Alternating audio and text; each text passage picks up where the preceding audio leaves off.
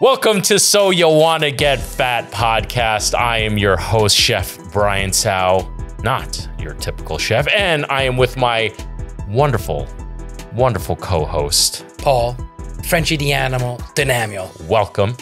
Well, I guess not welcome because this is your house, and yeah, this I'm not welcoming you into your own house, but it's good to be here. Where are we filming this from, buddy? We gotta go through this every episode. We don't have to, but you're not letting me segue into the next fucking topic. We're in the heart of Manhattan.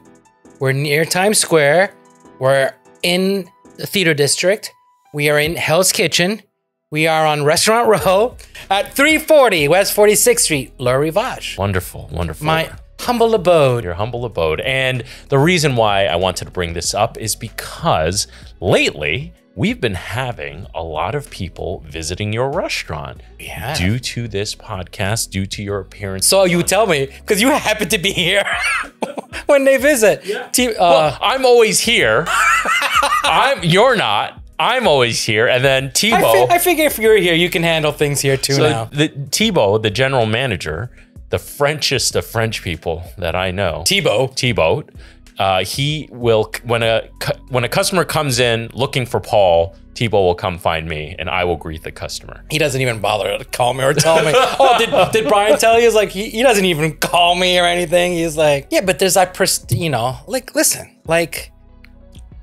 you don't want to seem like you're not there. So they always tell people like, oh, he's busy. Yeah. Busy working. He's busy cooking. Right. I mean, honestly, managers should be used to deflecting people. Yes. Mainly because usually when people try to find you by name, they're trying to sell you something. Yeah. They're trying to get something from you. They want something. In this case, we would love to see more of our fans. We would love to meet all of you. So, and I've actually had more people come by my shop, but it's definitely been happening. Oh, Tebow did make it a point. He would appreciate it if they do come because of the show, that they say that when they come in, not when they're leaving. Yes. Because he wants to be hospitable. He wants to do something special. So let it be known that when you make your reservation, if you're doing it on Open Table, leave a little note, or when you come into the restaurant, make sure you let the maitre d' know, I am such and such, this party, this many people, and I'm here because of the Chef Brian Tsao channel, YouTube channel, or the So You Wanna Get Fat podcast. Because guess what? You're gonna get some extra VIP treatment. All right. We wanna treat you good. We want you to feel good when you come here. All on me. All on you. I'm sorry, on me. How you doing, buddy? I'm good. You're good? You look good. I like your hoodie. Yes, a friend of mine gave me this. Yes. Can you show them the logo? Yeah, there we go. Yeah. Honestly, I had it upstairs and it was so soft and it was so soft. Oh, soft. And then I was wearing it. I didn't realize it was the Mission one. And he's like, "Oh, when did I give you that?" I'm like, I didn't even know that it was the Mission sandwich. I was like, yeah, you gave us to me. Okay. They are good quality. They are very good quality hoodies. I'm very proud of those hoodies. Usually swag is cheap shit. Yeah, I see my swag. I always like to my t-shirts are very good quality. Yeah. Did I give you? Yeah, you did. Yeah. Oh, well. They don't shrink. Hey, wait, we still got Fosby shirts. We did that giveaway. Don't undo the fold. Blondie folded them correctly, and now you're like French onion soup burger. What about the front? You mean the back? Oh, the back. Yeah. What's on the back? I forgot. The back is. Oh, there's the burger. That's the best part. The Fosby French onion soup burger. Now you better fold that shirt again. Oh, fuck you. We're not giving out wrinkled shirts. Don't worry. God, calm down. But guess what? We have a special announcement to make, buddy. Do you know what this announcement is? What's going down? You probably don't even know. Wait. Is it our new podcast? Yeah, our new channel. Our new channel, and our podcast is officially going to be available via all streaming platforms, audio streaming platforms. So all you have to do is type So You Wanna Get Fat, but there's also a website, SYWGF.com. Are you excited, buddy? C-O-M, right? Yes, C-O-M, yes. So you wanna get fat.com, where you can stream it, but it'll also be available via apps, available through our own channel. Make sure you visit the link in the description below, subscribe, get the notification bells. We've officially launched this channel, buddy. Yeah, man, it's been a long time coming. I haven't felt, it's going by quickly for me. Yeah, because you haven't done shit. Oh, okay. Granted, you let me move in. You've been feeding me. And financing. No, I wasn't going there. I wasn't giving you love and like love. Yeah, right. This is love, trust me. This is fucking love, trust me.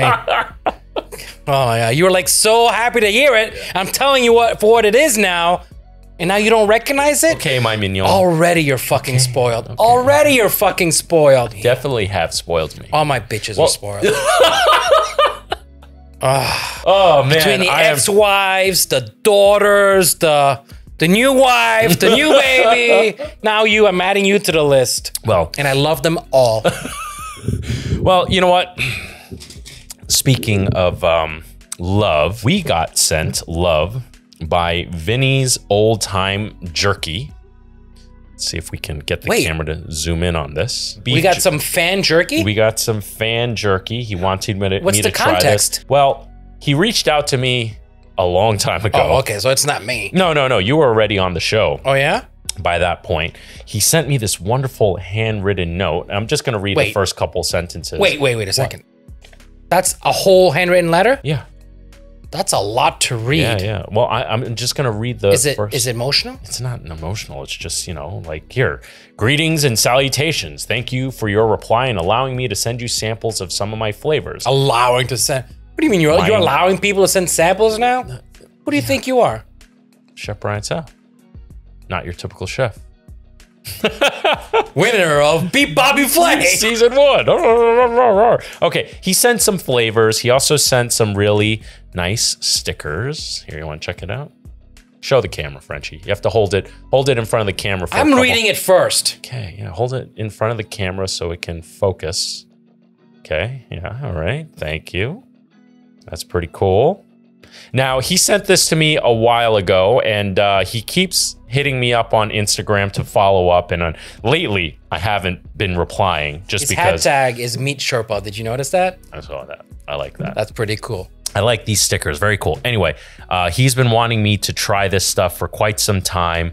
I had to move offices. I was moving into here. I had a baby. My restaurant was on the verge of closure. So it was a bit rough. We got married. I'm finally caught up, and I wanted to make sure I give this bro love. So we're going to first try Ghost Aloha Gold. It's not ghost as in the pepper, right? Yeah, it is. It is? Oh, dude. We're going to have... I ordered tons of Chinese food. I did try one of his other like ghost pepper ones. It wasn't that bad. It's very balanced. So here, let's... Vinny's Old Time Jerky. Fuck, I love that shit. Wow. That's good. That's good. Wow. It's hot. It's hot. But it's manageable. And I taste the ghost pepper. I really do. It has that sharp hit, but it's not... Oh, is that our food? That's our Chinese food! Yeah, we ordered Chinese food. Hello. Okay, I'll be right there. It's so exciting. While I wait for that Chinese food, I'm gonna eat more jerky. Yeah, Vinny, this is great. While I wait for Frenchy to deliver our food, make sure you check out Vinny's Old Time Jerky. Oh, it has his phone number on there. Maybe he doesn't want that. All right, let me get you his Instagram handle. Or Jordan will put it up here. Link in the description below. Give him some love. Vinny, this stuff is fantastic. It is delicious. I am very impressed. Thank you very much for these samples. And thank you for being patient. I'm sorry it took so long. This was awesome. Oh my God. These packs. Wow, that packaging is incredible. They definitely got it made in China. Did we bring Feastie Boys to us? We did! We did! We brought Feastie Boys to us! Oh my God, I was actually gonna tell you we need to do another Feastie Boys segment, but you did it for me.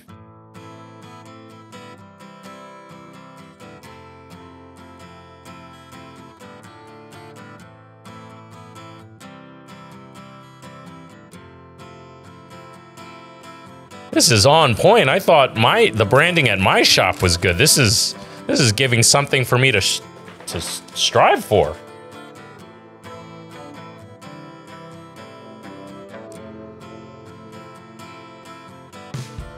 Oh my God, the cutlery? I have a thing about cutlery. Like, I appreciate good cutlery, and yeah, this looks fucking awesome. This is just fantastic quality. Now we have spares. They gave us like 6 sets because they thought this was enough food for. They thought they were feeding a family of 6. I know you had a rough day today, Frenchy. So. Okay, that was fucking awesome.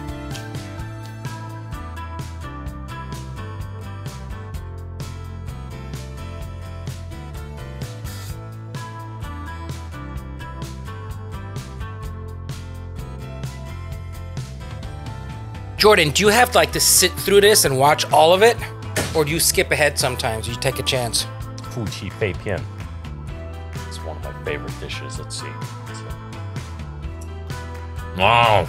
Mm-hmm. Fuck yeah. Mm-hmm. Sichuan peppercorn, star anise, a little bit of cinnamon in that marinade. And the chili We crisp. are definitely bringing Fatty back. Fat back. You don't make friends with salad.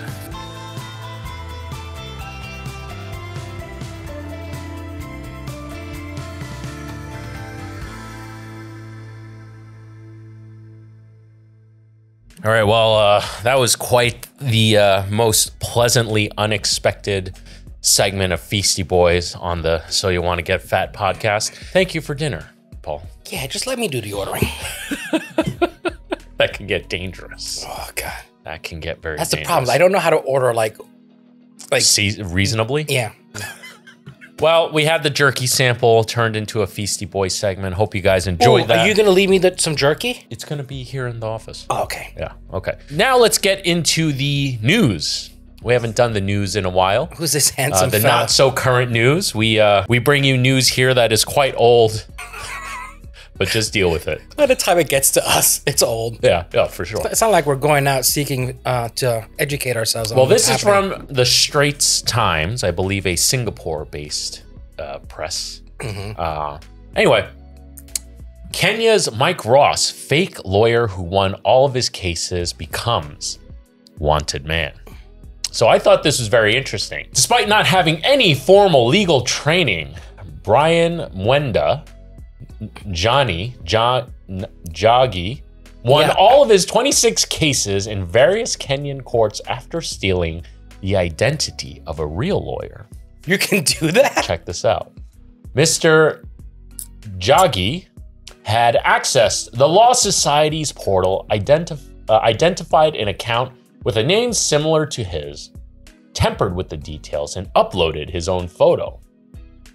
While the legal body has called for his arrest, the man has also won supporters. Some users online dubbed him Kenya's Mike Ross. I don't know who that is.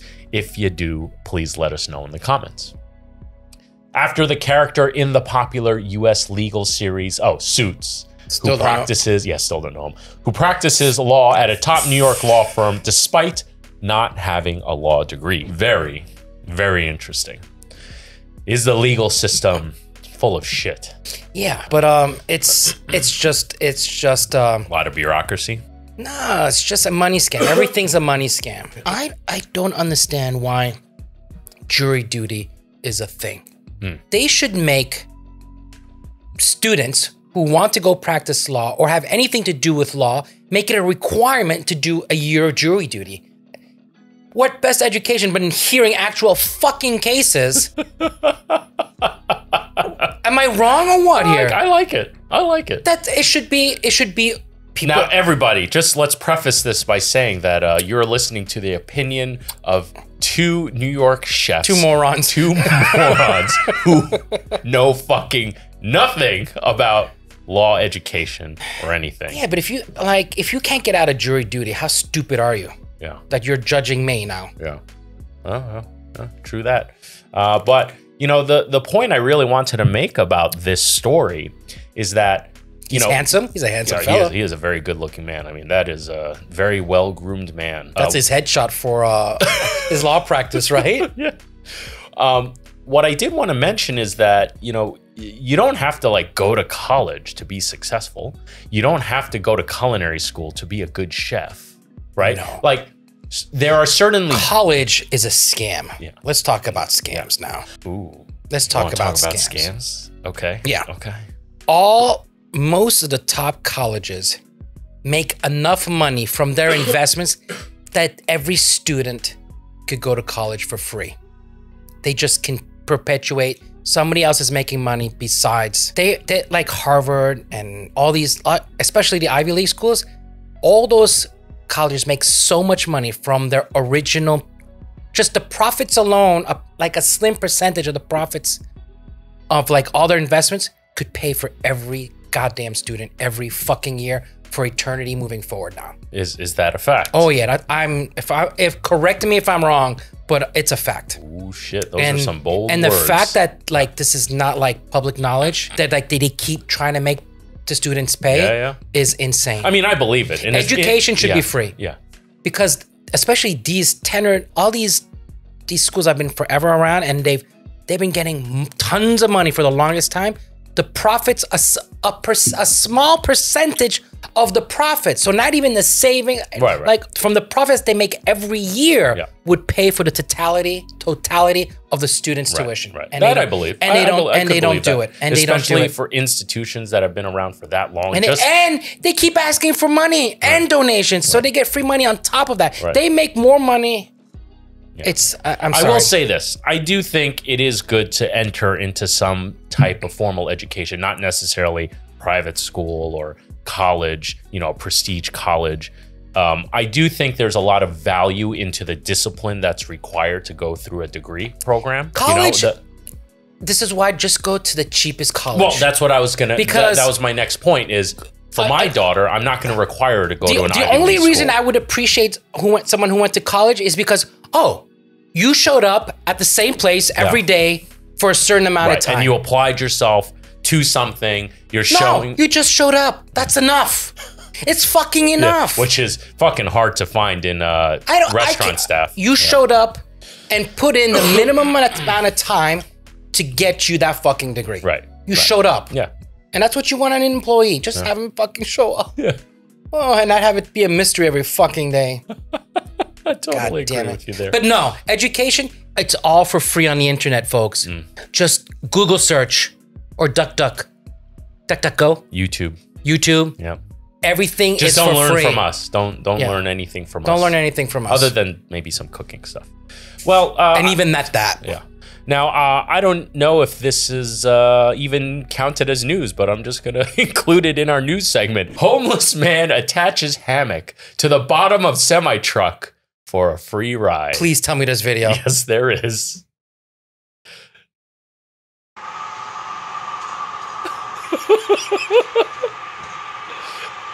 What bugs me out is... Dude, I would... Yeah, that's fucking scary. What's amazing is this homeless guy has a smartphone and is filming himself and posting it on TikTok.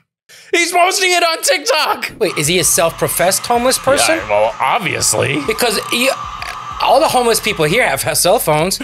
We have free charging docks on every corner here. Really? Yeah, on 8th Avenue. You know, they're all people. Oh, I know what you mean. Yeah. Those like towers on the. Yeah. I know what you mean. How good is beer with Chinese food? Oh my god, it's amazing. I've never really drank beer with Chinese food. What? No.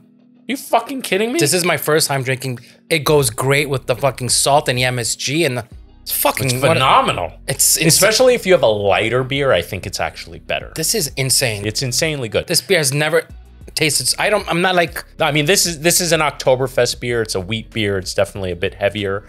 I'm telling you, have like a light beer, not like a Coors Light. That's too light. But have like something on the lighter side. Telling you, it cuts on the tongue so nice. This is another one. This is fascinating because I actually know the outcome of this court trial. Right. Man found. Oh no, that tells you right here. Man found not guilty of shooting YouTuber Tanner Cook. Oh, I thought it was going to be about Popeyes. Oh no. I was gonna say I've never had Popeyes. All right, here, I'm gonna let you watch this segment. Check it out. It's shocking, never-before-seen video that led to the shooting of a notorious YouTube prankster. You can see the prankster. He's the 6'5" dude in the white baseball cap. His target is a guy named Alan Coley, and he's holding a bag of food he just picked up at the food court at the Dulles Town Center in Virginia. At one point, the 31-year-old Coley shoves the phone out of his face. So the big dude, 21-year-old Tanner Cook, is unrelenting. So the big dude has a YouTube channel and he puts out prank videos, and he's trying to prank this guy in a mall who's picking up food. From the story I read, this guy in the dark colored jacket who's trying to get away from the prankster is like an Uber Eats driver or something like that. So this motherfucker is just trying to do his job. Right. And this kid is getting in his face who's 6'5". And what is he telling him? Like, he is a full 5 inches taller than me. And I'm a big boy. And he's like, he feels threatening, right? He feels threatened. Now watch this shit. But the prankster never expected this reaction. Fired into his stomach and liver. By some miracle, he survived. Coley was arrested, and a jury just found him not guilty of aggravated malicious wounding. The prankster is seen leaving court with his mother after the verdict. So I really don't care. I mean, it is what it is. That was the first time I seen the video. No mom wants to see their son be shot by a complete stranger. We respect what the jury says, and my family and I are just grateful and thankful that I have my son here. Fuck around and find out, baby! Yes! Oh my God! I literally put that exact title, what you just said, as my title for this news segment. Look at this. Look at this right here. Fuck around, find out. What's that scale? The more you fuck around, the more you're gonna find out. Okay? Fuck around. That is, you know what? This guy looks like he's tired of getting fucking bullied. Yeah. So you fuck around, you're gonna find out. Let's watch the rest of this clip though. Says in his opinion, the jury got it wrong. Absolutely, that he was guilty. The 20-second video shows that in no way was his life on the line, and he did not need to have deadly force. The prankster is being vilified online for his boorish behavior. The shooting was even a headline on SNL's Weekend Update back in April. A Virginia man who pranks people for YouTube videos was shot while tricking someone in a mall. Good. Cook's YouTube channel includes posing as a security guard, falsely accusing people of shoplifting. Yeah, I've got a gentleman and a woman here trying to steal a pet. I support Tanner in whatever he decides to do, and I'm going to continue supporting him. Do you know how much a gunshot to the belly hurts? That fucking hurts. Bro. Yeah. Yeah. But that's like this kid is still smug about it. I know it's a slow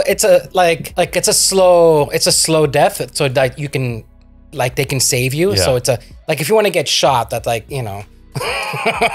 if you want to get shot. But it's painful. It's fucking painful. I don't know, man. I mean, obviously that dude didn't learn anything. He's probably proud and happy about it. His content's getting a lot of hits because he's getting all this press. And now he's got like a war wound, battle wound. Right. Fuck him. He's just some fucking moron. Yeah, he's a fucking lucky moron. He is a lucky moron in that scenario. Because that guy, he could have shot him in the face. Yeah. He could have shot him in the heart. Yeah. He could have shot him in the fucking crotch. Yeah. Now, that guy who was found not guilty of that charge was found guilty of shooting in a public space. So he's still going to serve time. Damn. Which fucking sucks. Sorry. I mean, well, what are the circumstances? Did he have a carry permit? He did have a carry. That I don't know, actually. I don't even think this is a state where, maybe they don't have permits. All I know is from the news reports I actually read, what he did get charged for was shooting in something along the lines of shooting in a public space, a mall. He shot within a mall, And what fucking sucks is that dude's still gonna serve time because of that. Yeah, and he wasn't looking for trouble. He wasn't looking for trouble. I mean, he didn't look like a bag of sunshine, but with that said, this guy's trying to work, and then this big 6'5" young kid with another person and someone filming. I mean, that's 3 people. That's 3 people. I would feel fucking threatened by that. I mean, I wouldn't shoot you, but I would definitely punch you in the throat. Yeah. And I would get in trouble for that. Yeah, and you would get in trouble for that, which is fucking nuts. Oh man. Well, let's that's the news, everybody. The not so current news. Not so current news. You have to have someone like on a typewriter. Oh, kids out there are like, what the fuck are they talking about? What the fuck is a typewriter? Oh man. Well, you know, there was I remember we were talking about our businesses and our gross sales and stuff, and you know, we were, you know, like some of the numbers which we were is throwing. Irrelevant. Well, it's how much you take home that counts. Yes, you were talking about it's all relative, right? And it got me thinking after I saw. Did I use the wrong word? Well, you were talking about how, like, yes, you can do $1 million in sales, but it's all relative, because if you're only walking away with $1, it doesn't matter if you're doing $1 million of sales. Right? But we also talked about in a past podcast episode when we were covering Pink Sauce Lady, how, you know, either we're not. No, we're not going back there. No, that saga is over. That saga is over. But if you want to watch it, watch the previous episodes of the podcast. But I don't want any more to do with that. No more Pink Sauce Lady. No, I'm done with her too. But we were talking about how money doesn't solve everything, but it certainly affords you some fucking solutions, right? It doesn't buy you happiness, but it definitely helps, you know, gives you lots of solutions. And either I've been rich, I've been poor. Yeah. I'm going to be rich. Yeah. But if you want to be rich and you want to have the money, you have to work for it, which probably means you have to suffer for it, right? Yes. If right, 100% of the reward, you also take 100% of the risk. But then even to enjoy the money, Right. you need to have suffered for it, because you have all these rich kids and like, you know, that generational wealth. You're like, they're like fucking losers. Right. Well, it's all relative, right? So either you work for it to get the money, or you live below your means and you lower your expectations down and you find happiness there. The fun in spending money is to knowing what went behind it. Right. Like if there's what's the fun in buying something if you don't give a fuck how much it costs? Yeah. And that whole conversation was ringing through my head when I saw this fucking clip. That is a fucking train running right in between buildings, and this is a fucking restaurant. That's a restaurant? That's a restaurant. Wait, she's fucking sitting down? Yes. I didn't even see that. Look at that shit.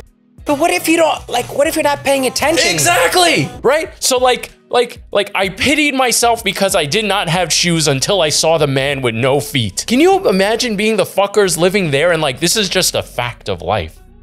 Like, it's just like, oh, every 5 seconds, look behind you. Right? That's relative. I mean, she's clearly some kind of tourist making, you know, making a reel out of this and trying to get, you know, 540,000 likes for this video. Yeah, you know, went viral. But what I'm saying is, you know, the people who live here, the people who own this restaurant. Can you imagine how many incidents they must have with like fucking drunk people not paying attention? I have to imagine like they have very little incidents. Like it's like passed down through generations of having this dodging gene where like no matter how drunk or inebriated you get, you can jump out of the way. That's relative, baby. Right? Like you buy a new car, you feel good about it. It's a Toyota Camry and you feel good about yourself until you see someone pass you in a G-Wagon. No. You and I don't give a shit, but you know what I mean. No. Right? No. That's materialistic. This is situational. Right. Like these people are making the best they can with the location they can afford and get, and it just happens to be a fucking bullet train running through it. What's this? Well, now I wanted to get into some kitchen stuff. Okay. All right, some kitchen stuff. I saw this come up and, well, I'll just let the clip speak for itself.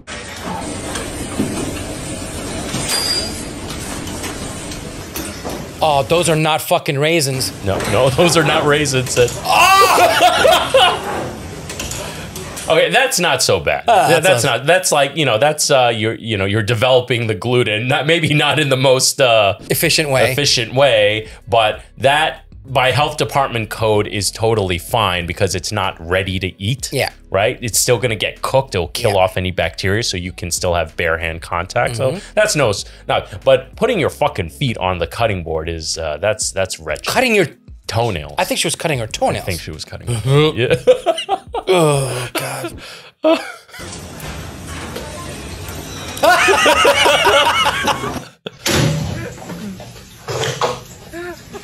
What the fuck did I... Dude.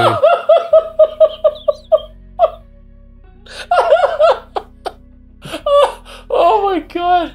Oh. She definitely swallows. If she has no quorum about that. Oh, man. Oh my God. And technically, that wasn't ready to eat, right? So that's gonna get cooked. Okay, now don't bust a gut. We got more content here. Ah, okay. Okay, breathe now. Breathe. Breathe. What the fuck, man? Oh, I have a head rush. This is a good. That's the MSG. Yeah. I'm not that funny. Oh, that right there, that's... Okay, so there's nothing wrong with that. Yeah, there isn't, because he's literally disinfecting his fingers. But that's just, there's a trick to that. It's not as he probably dipped his hands in ice cold water, like just got him fucking cold as fucking. You can, I wouldn't try it. Listen, I remember Jacques Torres, like he used to like, I didn't know any better, and he used to do that with molten sugar. Yeah. Like Yep. And then, but what he didn't show me was like that he was dipping it in cold water, and then like, right. And like, and you're like, oh.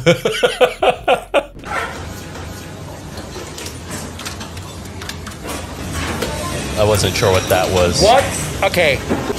All right, this one's bad right here.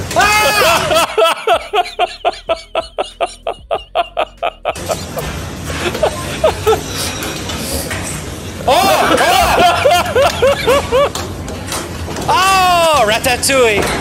Wait, you gotta go. Okay, that's funny. That's funny. The guy was cutting with his toenail. That's pretty bad. Oh yeah, that's. I think that was staged. Yeah, that was staged. That was obviously staged. That's also staged. That's for content's sake. Dude. Oh, I cried on that one. Oh my God. Yeah, like my that's like my nightmare. You know, like the OCD, like, oof, dirty food. Yeah. I just know the sufferance of dirty food, like food poisoning, and oh my God. Actually, the reason why I picked this clip after talking about, you know, how things are relative is, if you work in a shitty environment, you're probably gonna learn some shitty things, you know, and that applies to everything. Remember that guy, Andy Elliott, we reacted to, like, oh, people in my company have to have six-pack abs, you know, like, and we're talking about if you're surrounded by people who are striving for six-pack abs, you're probably gonna get there quicker than guys like us who order a shit ton of Chinese food. Yeah, but those six-pack abs are not having as much fun as we are. Yeah, you also said that he's not happy, which I believe. Yeah, he's not happy. Yeah. It's unsustainable. But what you and it's not healthy. I've heard from like you need a certain amount of body fat to be healthy. Right. You need it. Right. You need it. Yeah. Like, you know, if you're on a desert island, you're not lasting longer than me. That's for damn sure. I'm outlasting you, bro. I'll be relaxing. You'll be like, and I'll be like, And then by the time you get found, you'll have six abs, and I'll be good to go. And you're gonna start the process all over again. And that's the best part. Yeah. You start being happy again. So you wanna get fat. Hey, buddy. Yeah. Do you like my new cup? It's a Get Fat coffee mug, baby. I like it. Check it out. Check see. it. No, it's mine. Where's the other one? I only have one. How do we only have one? I only asked for one, and it's mine. Did I pay for it? Actually, you didn't. It's a colored version of our t-shirt that's based on our original picture. Yeah. I love how our original picture is a recurring theme. Get Fat tees are available now for pre-order. Once pre-orders are closed, they are gone for good. There will no longer be any releases of this. There is a bundle where you can get— What are you drinking? It's sparkling water. No wonder I don't like it. So there is a bundle. You can get the Get Fat tea, the Get Fat coffee mug for a cheaper price, but also if you get the bundle, you get a free sticker as well. Limited edition. And once they're gone, they are gone for good. Frenchy, please tell everybody. Don't you want that Get Fat mug? Guys, link in the description below. Get your Get Fat merch today. All right, anyway, kitchens though, it is very important. I mean, not just kitchens, but everywhere it is very important the company you keep. And I really like this clip. This is on a more serious note, but good. Yeah, this is a cool one. It's extremely unsexy. It's extremely uninteresting, and no one wants to hear that it takes time, but it takes time. It does. You have all the agency in the world. You don't need anything from anyone. But if you're not willing to commit the time to it, you're never gonna find that success. Dude, I mean, they're on so many levels. Yeah. Like, you want to learn anything, you need to put in 10,000 hours. to just have a decent grasp of whatever skill you're trying to develop. Yep. right? To be a like an aficionado, an amateur at the one skill you want to do, right? Yes, I am. Like, I can't tell you how many times I've met cooks who have all the potential in the world, but they are just not willing to put in the repetition and do the hard thing. And the hard thing is the repetition over and over. And, you know, they think, okay, I can do it really well 10 times in a row, but no, what you're waiting for is the variable, right? Like, the produce you got didn't come in quite right, but you still have to put up the dish for dinner service. 10,000 hours is not to do it good. Yeah. Or to do it well as somebody else did it. Right. It's to make it your own. Yeah. And then to develop what makes it unique to you. Yeah. And your vision and your possibility and your skills. Like, it's become like you've taken something that someone else does, or you learned from somebody else, and after a while it becomes yours. It becomes, you own it. It's like actors, like they try to act like actors that they watched. So that's where they're like, and they really become into their own after that time that they invested, and then they become the actor. They become unique. Right. They become the attraction. Right. They become, you know. And to add to that, you also become a problem solver. You know how to roll with the punches, right? You know how to come out with the same result. We said this, you learn more from your mistakes. Right, but also with the repetition and you doing it over, you are inevitably going to run into situations that's going to try to derail you from that final desired result, right? But with the experience and the repetition, but the key word is repetition with interference, at the end of the day, you will still hit your final product the same way you've always done it, no matter what roadblocks are there along the way. This is true for most cases. Yeah. Except making babies. Oh, you know Jocko Willink? He's been on the Joe Rogan podcast. He's a Navy SEAL, badass Navy SEAL. He is a bad motherfucker. He's a badass. So one part of it is... I've heard him. I've never seen any of his stuff. So he has a podcast, which, like, you want to get shit done? Like, you need motivation? You go watch this guy's shit. Why do I want to see him shit? What kind of spectacular shit is he dumping on us that you want to strive for? Oh my God, figurative shit. All right, Jocko Willink, one part of it is the repetition, right? We just spoke all about repetition, but this is the next part. Problem solving. This is the next, no, just shut up and watch. Did you just tell me to shut up? Yes. Do you remember the... Shut your pie hole. Do you know watch. Do you know the last person who told me to shut up? Think. No. Exactly. Think before you open your pie hole. Yes! Yes! This is a pretty common thing to hear in the SEAL teams, and I know pie hole is not the gentlest of terms for your mouth, but believe me, there are much worse terms that get used. But there's a reason behind the hostility of that word, because it's meant to leave a mark. It's meant to be a little bit hostile. Why? Because someone is trying to tell you, when they tell you to shut your pie hole, they're trying to tell you something that they've likely already tried to tell you in a more polite manner. Oh, God. Why does this guy remind me of my dad? Holy shit, man. Oh. Just think before you talk. We probably all heard this before. Why is that?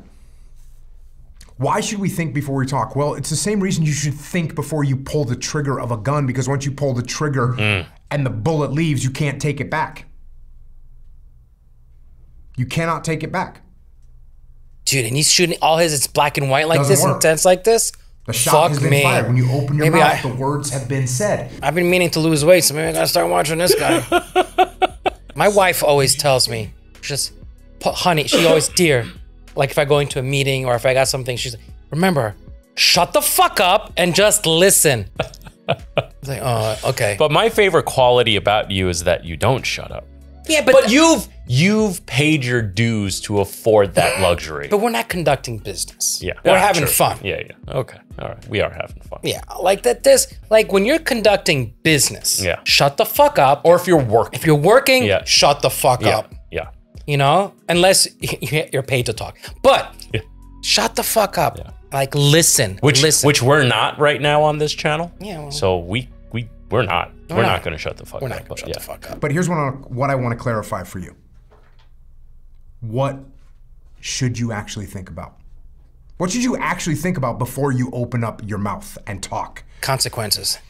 Well, I would advise you to think about what it would sound like if someone else said what you're about to say. And not from your perspective either, from other people's perspectives. Because your perspective doesn't really matter at this point, because you think you're so smart that what you're about to say is an awesome revelation that you are going to bless the world with. That's why you're about to open your mouth. And unfortunately, there's a good chance, there's a really good chance that you're gonna say something stupid. What you're about to say is not a revelation. And it's not something to bless the world with. Chances are, what you're about to say, there's a decent chance it's a waste of breath. And it's a waste of other people's time. Also, something stupid. Think about that. Just think about that before you speak. It's a filter that you can use. It's a filter that you can use, and everyone will be better off if you use. And Jocko, what's that? What's that filter? Because shut your fucking pie hole. The less you talk, the more people listen. I like that. Yes. So go ahead and keep that pie hole shut.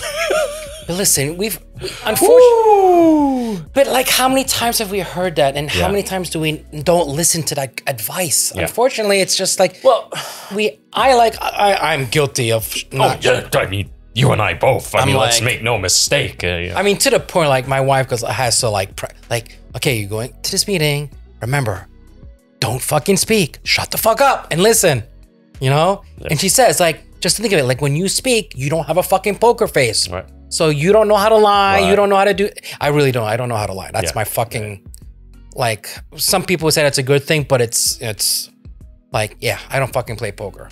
But like. Neither do I. So then, best thing you can do is shut the fuck up. Well, like he said, he used the analogy of a gun, but once the words come out of your mouth, you cannot take it back. And in the world we live in today, doesn't take a bullet. It takes a lot less. No. And to end careers. Yeah, to end careers.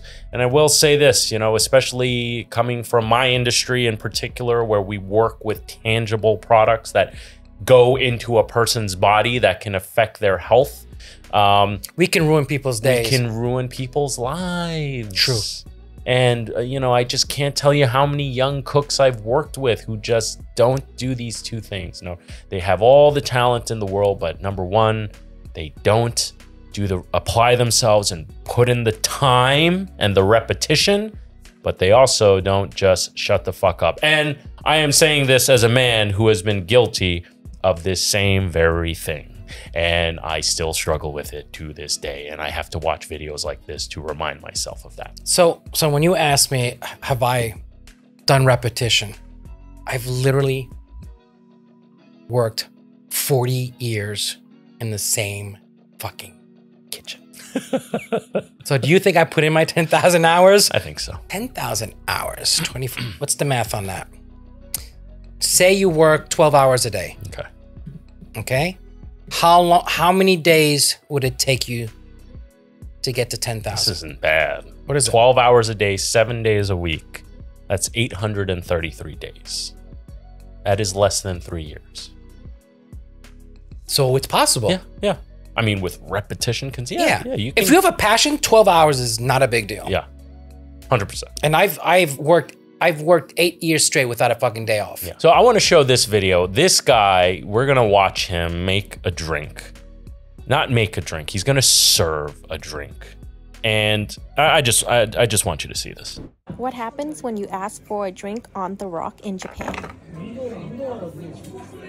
Look at how, just without looking up, he takes the knife out. And he positions it. Yep. You know, like just the confidence. You know how many hours he had to put in just for that fucking move so he doesn't chop his fingers off? Situational awareness is like it's instinctive. And I think some of our viewers are like looking at us very confused, like we're fucking morons. But just watch his body language and his attention to fucking detail.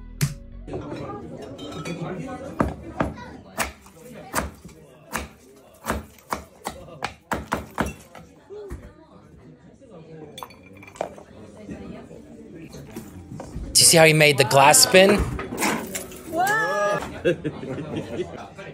What happens when you ask for a drink on I mean, let's watch this one more time. I don't like the little knife tap he did. I know that's theater. Just reminds me of Salt Bed. Every time I see someone tap a knife on the cutting board, I hate it. But other than that, just let's watch again. Just repositioning the light.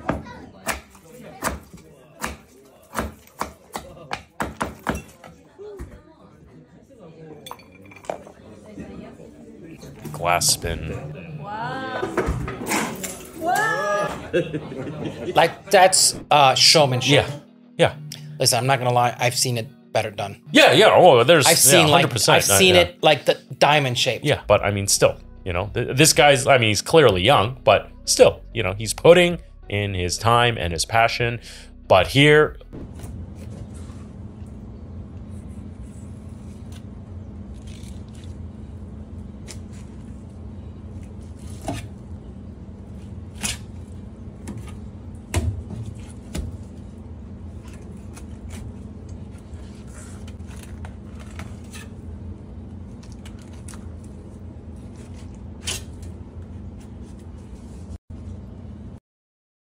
Calm, collected, no waste of energy, very efficient. Slow. Well, he's not. I don't think he's trying to put the.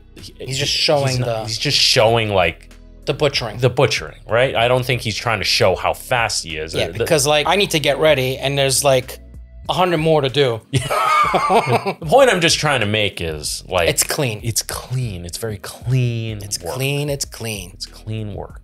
And that all takes time. I can't butcher fish like that. Yes, you can. No, I mean. Why do you have the McRib here?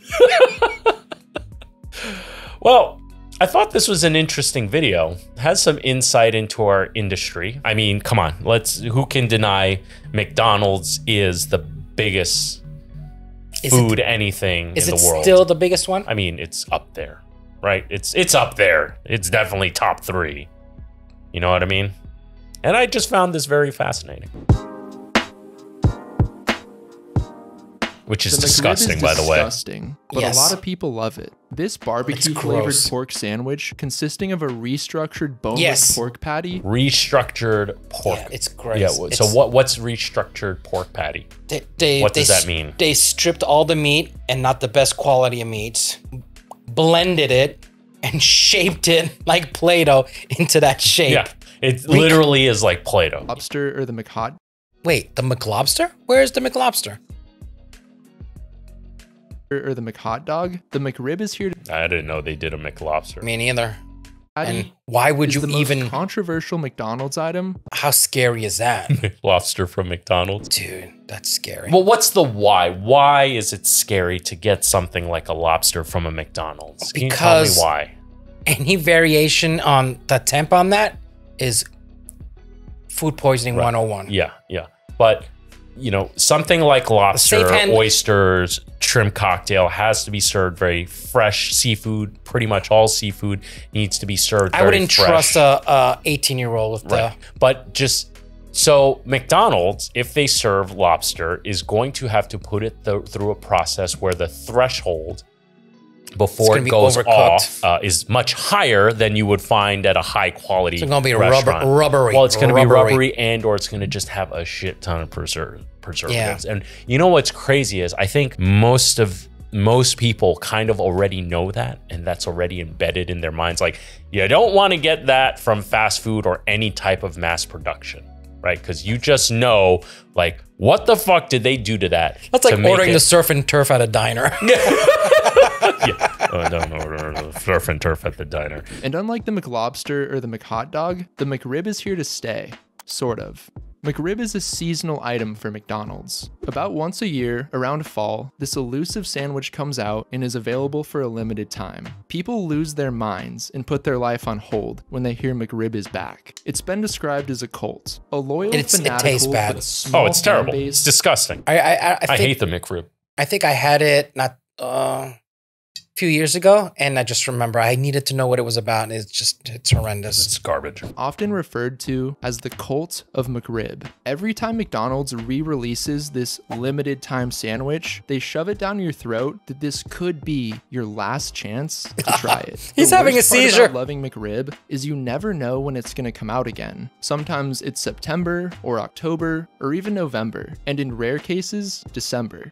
But why? If the McRib is such a moneymaker for McDonald's, my question is, why don't they set an exact release date every year? Like, every October 1st, they could bring it back for a whole month. They'd satisfy all the rib heads out there and line their pockets. Yet for some reason, they can't or won't do that. And that makes no sense to me. So I started asking myself questions like, why did McDonald's create McRib in the first place? First of all, shout out, go like the original video, modern business, 66K subscribers. I mean, this is a well done video so far. Okay, no comment on. I don't know what the basic quality of video on. Oh, okay. Why is its availability inconsistent at best? Is this just an example of great marketing, or is there something more going on behind the scenes? Who is that? That's Review Bra. You don't know Review Bra? No. Review Bra is just this wonderful sweetheart of a man who reviews lots of fast food stuff. Kind of nerdy dude, you know. But he's just so genuine and nice, you know. Oh. But I find his shit pretty boring, personally. So we can't hate on him. No, I'm not going to hate on him. No, okay. No. I've watched a bunch of his stuff, genuinely sweet. See, that was one of the moments where I shut my fucking pie hole. You just listened and learned. I listened and learned. Because if you shit on that guy, you are going to. But the consequences is like, no content for our video. Yeah. Exists is because of the McNugget. If it weren't for the bell, the bow tie, the ball, and the boot, there would be no McRib. Renee Arend, McDonald's first executive chef. There are consistent shapes to the nuggets? What? You didn't know that? No. You did not know that? Really? Dude, I always went for the boots. What? Guy. Yeah. Yeah. I mean, I never realized it, but not to come to think of it, but I never knew they purposely make these shapes. I'm pretty sure it has something to do with probably how they cut it, you know, so that they utilize every piece. Really now? Yeah. I mean, I don't know if that last part's factual, but I know that is factual. So because I do like me some chicken nuggets. But they not recently. They've changed it again. They changed it again? Yeah. It's not the same. But wasn't it like real chicken and then they went to the mush? No, I think it's always gonna be a mush. It's a chicken product, but whatever they change. Then how does that dictate? Then I was going on that because why does it dictate a certain shape? Well, they don't tell you why the shape, but let's just. But that's what I want to know. Renee Arend, McDonald's first executive chef, created the Chicken McNuggets recipe in 1979. Using ground up chicken mash and a flash freezing technique, Arend invented a product that would revolutionize the fast food world. 2 years later, in 1981, McDonald's began testing McNuggets in select markets around the country, and they were a hit. but right off the bat, they ran into some issues. The McNuggets were so well received that every franchise wanted them, said Aaron in a 2009 interview. There wasn't a system to supply enough chicken. It would take McDonald's over 2 years to solve this chicken supply issue, but in the meantime, they needed a new product for the franchises who... So I don't think a lot of people have a grasp on supply chain when it comes to food product, or I mean, I guess it applies to any product, because when we mentioned the sriracha shortage in the first podcast pilot, a lot of people were like, huh? It was a sriracha shortage? You know, and I have to assume that either their area, maybe the demand for sriracha isn't high, so the distributors and their warehouses, and the rotation doesn't deplete. The rotation didn't deplete, but in a town like New York, where it's going all the time. gone. But I think there are certain parts in the West Coast, because if I'm not mistaken, I could be wrong, but I believe like the headquarters of sriracha is on the West Coast. They probably have long-standing relationships with their distributors there. So they're going to prioritize those distributors first. It's all politics. They're going to prioritize those distributors first before they send it out to other markets where they may not have as tight of a relationship. Take care of your bros first. Exactly. Now, in this case, they were talking about they first launched this product. So it was a hit. So they had to fill in the empty space. Yes. And then they created the McRib just to fill in the empty space. Yep. So to distract people from the nuggets, they created the McRib. Yes. Wow. Fascinating, right? As soon as possible. This unforeseen issue backed McDonald's into a corner. It forced them to create the McRib. Well, I mean, they didn't have to make a rib sandwich per se, but they did. So they hit up Chef Rene Arend and asked, hey man, you think you can whip up another product for us? And he said, yeah. How about a fake rack of ribs? You ever seen ribs look like that? Yeah. It's literally mushed pork stamped out. Yep. Other product for us? And he said, yeah, how about a fake rack of ribs made of restructured pork meat? Now, at face value, this sounds like an awful, gross idea, but given Aaron's success of creating the McNugget, combined with McDonald's precarious position, they gave him the green light. McRib made its debut in the United States in 1981. It was first added to menus around Kansas City. Inspired by the pulled pork the second sandwiches year in of Charleston, South Carolina, Aaron created... Second year of what? Of the nuggets. Yep. Created the first restructured pork patty in the shape of ribs. So I was born before all this stuff. Yeah, and this stuff was before me. Oh look, is that the real version of it? Yeah. Is that like a pork belly? That's. Ugh, I've never seen pork belly like that. Well, it looks like it's been divoted. Yeah. Ugh. And served on a 5.5-inch bread roll. Even though it would have been cheaper to manufacture a round patty and serve it on standard hamburger buns, Aaron was stubborn on his vision. By February 1982, McRib was available nationwide, and sales figures and customer feedback began rolling in. It's important to note that McRib, at the time, was one of the fastest new product introductions in McDonald's history. They were so keen to alleviate the McNugget issue that they released a product that, according to this article from 1983, was still in the testing phase. Overall, McRib received a lukewarm response from customers, and sales figures were significantly lower than expected. If there is a God, he's not paying attention because he let this slide under his radar. 1 year after its release, McRib began disappearing from McDonald's menus, and by 1985, executives agreed to remove it from the menu completely. From an outside perspective, this seems like a giant flop, but this is just the beginning of McRib's history. After removing McRib from the menu, McDonald's discovered the sandwich had gained a cult-like following. Yeah, okay, like anything. A sect of customers began clamoring for its return. McDonald's heard their cries, and almost as soon as it left the menu, McRib began returning sporadically as a limited-time offer. And since then, the McRib has come and gone and come again, with its most recent sighting last year in November 2022. This time around, they called its return the McRib Farewell Tour and claimed that this really could be your last chance to try it. No way. Yeah. It's like Elton John's. Or Motley Crue. Exactly. Did you order one for your son? Yep. Okay, good. I got it. I got it today. So returning to the beginning of the video, why doesn't McDonald's set an exact release date for McRib every year? I mean, why not treat it like the Shamrock Shake that comes out every March? Because McDonald's knows people want McRib, so why make it difficult for them? And that's where it gets interesting. Today, we're gonna look at 3 different theories attempting to explain— I'm getting hit now. You're getting hit with that MSG? I'm getting hit with the MSG now. I'm like crashing. Availability. Theory number 1. More inventory equals less profit. In the fast food business, it's best to have as little inventory as possible. Take, for example, a restaurant like In-N-Out. Their menu is sparse and to the point. As long as they have ingredients to make burgers and fries, they're good. They don't have to worry about any special sauces, different types of buns, or putting toys in meals. The less inventory/overhead you have, the higher your chance of making a profit. And the McRib itself adds 3 specialized ingredients to their overhead. The pork meat, the bread roll, and the sauce. So if McDonald's made McRib— so they have to go out of their way for every aspect of it. Yep. And then imagine even the boxes. There's no special spot for the boxes. Right. So now they got to create a spot for that. Yes. Demand would inevitably decline, but the cost of the specialized ingredients would stay the same, meaning sales would flatline while expenses increase. However, that still doesn't explain why they can't deliver it at a consistent time every year. Theory number 2, marketing geniuses. This is by far the most popular and accepted reason for McRib's disappearances and returns. It's also an excuse to have a commercial. Like a valid reason to have a new commercial. Right. New commercial, try to— And then you could play them on it every time you come out with it. You can play with it. We were talking earlier about FOMO, right? Yep. You're trying to create a sense of FOMO.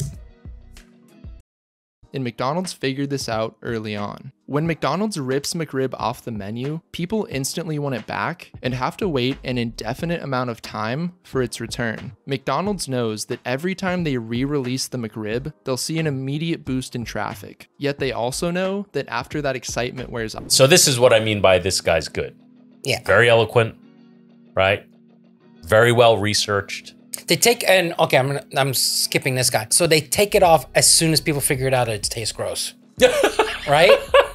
Yeah, pretty much. And then because it takes 2 or 3 people to get the news around, and then it's like, oh, I had the McRib and it's horrible. I don't know why I had that again. Right. And then like, I'm not doing that. Yeah. And then a few months later, they're like, whatever happened to the McRib? They'll see a steep decline in sales. But still, even this doesn't explain why McDonald's refuses to offer McRib at a consistent time every year. Theory number 3, the McRib as arbitrage. I believe this theory, while just a theory, will provide us with the answer we've been searching for. On November 8th, 2011, The All released an article by Willie Staley titled "A Conspiracy of Hogs, the McRib as Arbitrage." Arbitrage is a risk-free way of making money by exploiting the difference between the price of a given good on 2 different markets. It's the proverbial free lunch you were told doesn't exist. Admittedly, what McDonald's is doing isn't risk-free, but at the same time, the risk factor is low. The central argument of the article boils down to this. Did you know what arbitrage meant? Yeah, arbitrage I understand, but not in this context though. Okay, because I didn't. Yeah, it's a French word, so I'm okay. Arbitrage comes from the word arbitre, which is in France is the word for referee, like a referee. Okay. There you go. Oh, there you go. For all of you who still don't think I'm French. Can you just say like a few sentences in French? Because we're still getting this. Like a lot of people think you're Italian or Jewish. What's wrong with that? Yeah, true. I blend in everywhere. When I speak Spanish, people think... Yeah, just so you know, Frenchy Spanish is fucking rocking. Like his Spanish rocks. And you know what? I'm not even gonna let them keep guessing. Why do I have to be the monkey that dances? Right. Yeah. Hey. Dance, monkey. No, I'm not gonna dance. Fuck to you. The idea is that McDonald's releases McRib when pork prices are as low as possible. In 2005 through 2010, you can see how once the graph starts dipping down, the McRib comes out, and then it goes away again. McDonald's wants people to feel excited about McRib and jump up and down when it returns. It's a holiday. However, that would become impossible. It's Toyotathon. If they pulled back the curtain and admitted publicly, yeah, we only put this out when we can make money and we don't actually care about you. That would ruin everything. So again, even if it is true, we'll never truly know. But what do you think? Why does McDonald's offer McRib All right, for I think that's enough for that. Yeah. I thought that was a great video. Very informative. Gives you a lot of things that go behind the scenes in our industry, for sure. I mean, we don't do stuff at that kind of scale, but it does definitely apply We to us. definitely need to do some behind the scenes. Like, so people want us to cook. You told me that, right? People want us to cook, but people are genuinely, I mean, listen, let us know in the comments, but as far as what I'm observing, people definitely enjoy our behind the curtain look of things into the restaurant business, or when we're talking about the different classifications of restaurant types, you know. The scams. The scams. We need to do, yeah. I thought of another one. I thought of a couple too. Let's not share it for this podcast. I think, you know, this is podcast number 0.99. I don't know. I'm confused. Just I am telling you factually, it is podcast number 0.99. And for podcast whatever the number fuck one that means. on SoYouWannaGetFat.com or So You Wanna Get Fat on all streaming platforms. Check out episode 1. Visit the link in the description below. Follow our YouTube channel. Follow us on all social media platforms. Guys, blah, blah, blah, blah, blah. Blah, blah. Hey everyone, I want to interrupt your episode today to bring you a little fun segment I call How French is Frenchy? And we're going to find out with this MyHeritage DNA kit. And guess what? We got Frenchy right here. You ready, buddy? Okay. All right, let's do this. Okay, you ready? Oh God, no! First, activate your kit online. Open the test kit and lay out everything on a clean surface. Take one of the swabs from the wrapper and use it to scrape the inside of one of your cheeks. Open up one of the vials and insert the swab end down, and make sure it touches the bottom. Give it a little stir and break it off. Repeat the whole process with another swab on the other cheek. Make sure both vials are closed tightly, placed into the clear Ziploc bag, and that now goes into the addressed envelope. Mail out the envelope to MyHeritage's DNA lab. We did the MyHeritage DNA. We wanted to see how French is Frenchy. So you ready, buddy? Because I've been getting a lot of hate. Yeah. No one believes that you're French. Right. Everyone thinks you're Jewish. Or Italian. Or from the Bronx. Let's go, buddy. Let's see how Frenchy really is. Okay. Paul is... Wait, did you make a video? No, this is their... 39% Italian? 25% Irish, Scotch, and Welsh? Oh my God. Nah, that's... 22% North and West European. What does that mean? 13.5% Iberian. Spanish? What? Whoa. I don't see... I mean, the purple is 22... Yeah, it's France, Germany, Netherlands, Luxembourg, Belgium. The majority is Italian? The majority is Italian. Maybe that's why you tan so easily. Wait a second. Dude, I'm shocked by this. This is kind of awesome. Okay, well, it makes sense that the majority of my genetics is Iberian and North. So you put those together, that's like 35%. Yeah, Iberian is Spanish. Oh, right. It makes sense because in the Pyrenees Mountains, we're on the border of Spain, right? So so those two connect. Okay, but this Irish, Scottish, and Welsh. Now I'm gonna get for this. You are. You know what? My passport says I'm French. Right now, MyHeritage has an awesome deal on DNA kits for only $33, soon to go up to $36. So make sure you grab this up now because it makes an awesome holiday gift. Click the link in the description below and use the coupon code CHEF for free shipping in addition to the awesome price of $33. Make sure you get your DNA kit today. Hope you enjoyed this episode of the So You Wanna Get Fat podcast. I have been your host, not your typical chef, Brian Sow. Frenchy, loser of season 1 of Beat Bobby Flay. Wait, isn't that your intro? So I'm gonna end with like loser of season 1 of Beat Bobby Flay. Guys, Hope you enjoyed this episode as much as we did making it. And with that said, don't be afraid to fail because it can only make you stronger. With that, we already said that. Just say bye. No, go see that episode. Yeah, go see that episode. I promise you'll be entertained. Yes. I promise. Yes. Okay, bye.